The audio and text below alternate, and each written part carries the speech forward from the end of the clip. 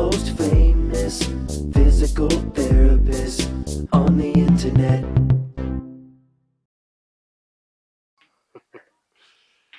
Oh, hi folks. I'm Bob Schrupp, physical therapist. Brad Heineck, physical therapist. Together we are the most famous physical therapists on the internet. In our opinion, of course, Brad was Bob. on vacation. He's back. You ready to go? I'm physically back. I'm not sure about from the neck up. All right, tight hips. We're going to show you how to mobilize with advanced techniques. Plus, we're going to do a giveaway. Oh, so if you are new to our channel, please yes. take a second to subscribe to us. We provide videos on how to stay healthy, fit, pain-free, and we upload every day. Also, go to bobandbrad.com. Go to the giveaway section. We're always giving something away. This week, we're giving away the Pro Pods. And we're going to show you these today. We're going to show you how these can work. That's right. You can also go to Facebook. It'll be pinned to the top of the page. Go to Instagram or Twitter or TikTok if you want a 60-second version of our program. Don't forget the podcast, Bob. Oh, yeah. We got a podcast now, too. Right, we're podding. So, now, geez, you are a little rusty there, Jim.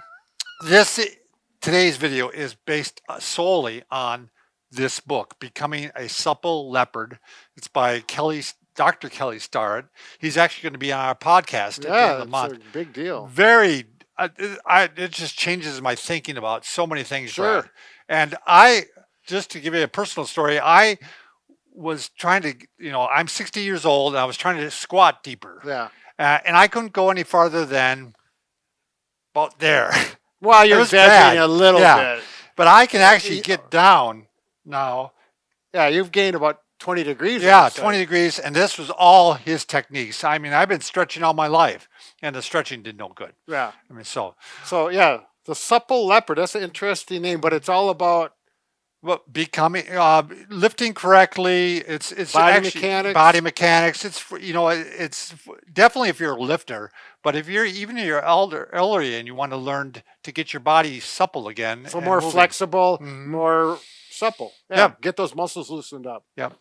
So we'll start off with this, Brad. By the way, I want to give a warning. First off, some of these things, especially those mobilizations, I don't want you doing if you have rheumatoid arthritis or if you have loose joints, like if you're double jointed. Hypermold, if your hip clunks and you hear it snapping a lot because it's loose. Yeah.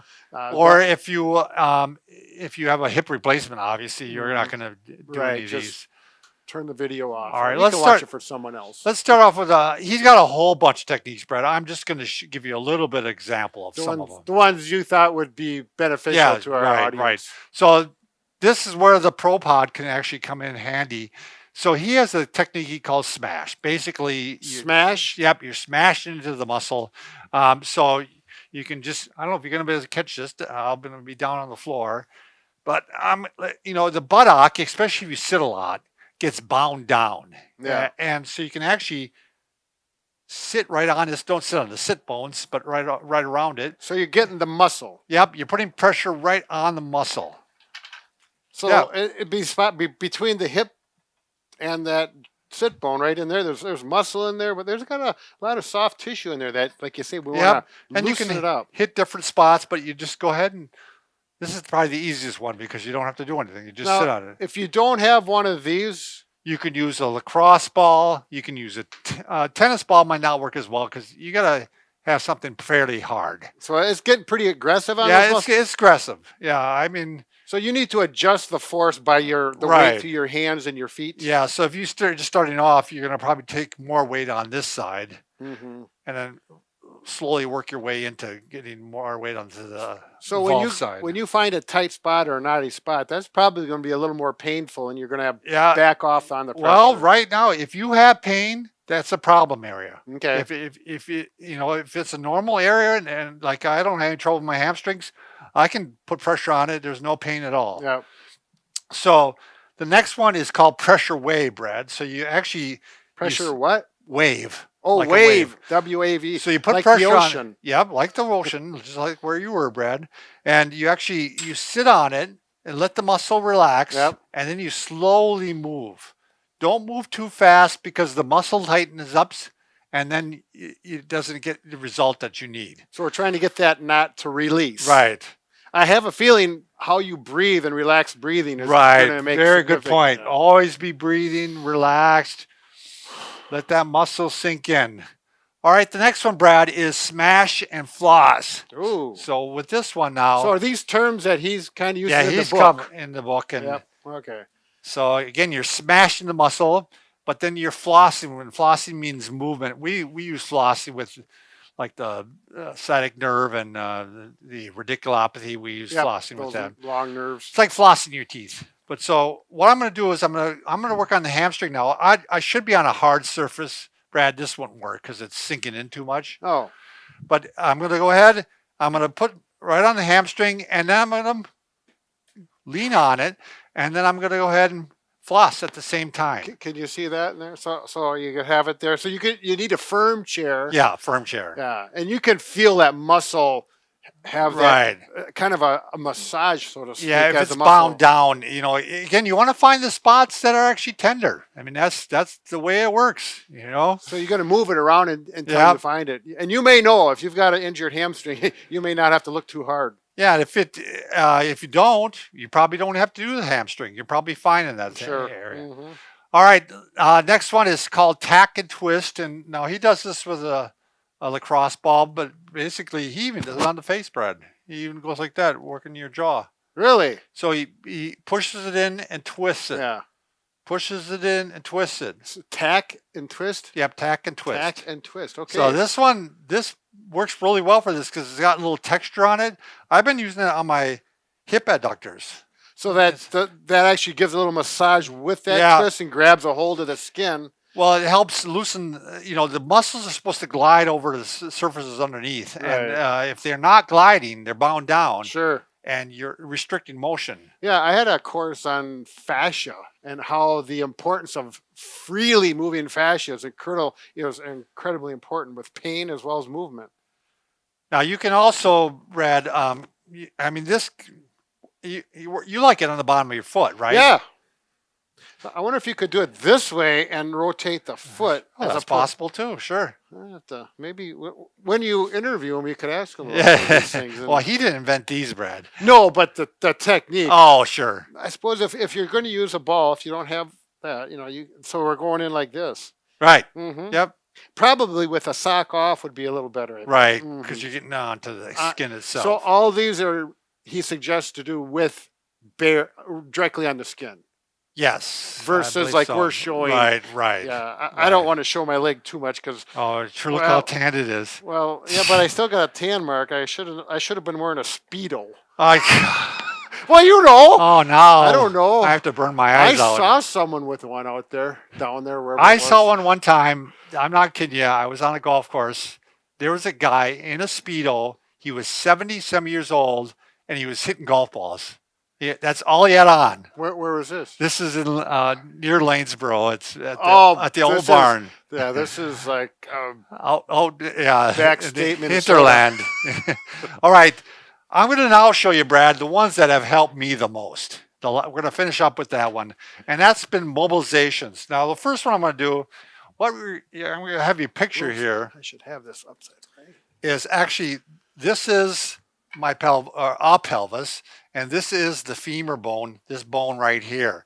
Now I'm going to kneel on this bone, and I'm going to actually have it go to the side like this. I'm going to try to, you'll see what I'm doing, but I'm almost like I'm trying to pop the bone out. And by doing that, you're stretching the capsule. There's a capsule that holds it in. Right. And that can really restrict motion. To me, it does. That's where the restriction is. It's in the capsule itself. So actually getting a lot of leverage on that using this technique, along with the belt giving even more specific leverage. Right. We'll show you first without the belt, and I'll show you with the belt. So we're going to move this out of the way, Brad. Sure. Let's just flip this side over that way. All right. So I'm going to jump right down here, Brad. And you said this way would be the best, probably? So, well, to see maybe I'll do it this way first. But so you're going to get your pressure on one side. I'm going to stretch this side. You may want to put it on your knee on a pillow if it's a hard floor. Right. And what you're going to do is you're going to lean over onto that side. And like I said, you're trying to almost pop the hip out. That's why Can you see anything or just his head? Let me try this way. So I'm leaning on this side. So right here, this is the stretch area. Yep.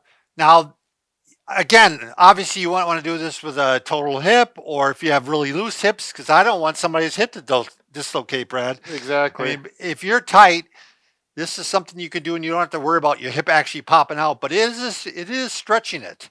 Now you may want to compare right to the left, and you may have a painful only one hip restriction. It's always good to compare one side to the other when you're working legs and arms. So I actually, then to make it even more effective, you actually need a band like this. And this is a loop stretch band that this works great for mobilization, and it's stretchy. Yep, and it's hooked up to a wall anchor here, and it's set the way it comes. These hook up to the wall anchor quite nice, actually. Yep, right here. So I'm going to go like this, and now I'm going to do the same thing. I'm actually going to go further out, and I'm going to bend over like that, and it pulls it a little bit while I'm doing this. So you need to do this with something stretchy. Yes, you do. That put some force on it with movement. Now you can actually work on internal rotation, and he actually puts a weight sometimes here, Brad, so you can't internally, so something here. So you move the ankle this way, internally rotates the femur, changes the emphasis of the stretch. And then you can do external rotation too, which you don't need to do, Brad. You have plenty. Yeah. So it's the same thing. You're going to externally rotate the leg and bring it on over here. I'm sorry if this is too technical for all you folks there, but I would highly suggest you get the book.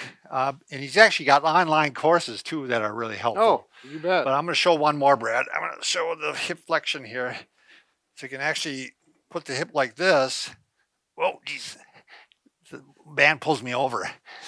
So I go like this, and I'm going to bend like this while I'm getting pressure from the hip. I don't think they can see anything but your body on that. So I'm trying to flex down to the hip. Yeah, so you're flexing. You got this. Go ahead, Brad. So the band is pulling the femur this way. You're leaning over. Trying to get more flexion. Yeah. Of the hip. So these should not be painful, right, Bob? No. They should. You should feel a stretch. Yep. But not a painful stretch. Certainly no sharp pains. What Kelly says is he actually says, stay out of the pain cave. The pain cave? Yeah, don't go into the pain cave. Right. And he says if it feels funky, it is funky. Don't be doing it. If it doesn't feel right, it is like, right away, that's when you want to back off. So really, heed our warnings here, because this is probably more for the younger set. Sure. I know what I'm doing, so I think at age 60, I feel comfortable in doing it. Right. But I obviously have lots of training. Right. So I know where things could go wrong. But earlier in the video, the things we showed with the ball and the anybody can do those. Those are pretty safe. You may find that they're tough though. If you have tight areas. Yeah. Take your time with it, work into it, and you don't become a supple leopard overnight. That's right. There you go. So this might be kind of a thing we can work on with the heart. Yeah, Brad and I can fix just about anything except for a broken heart. Yeah, let's see what we got here. Yeah. We just, I think we can cut I think it's going to work. I think we can cut any time now.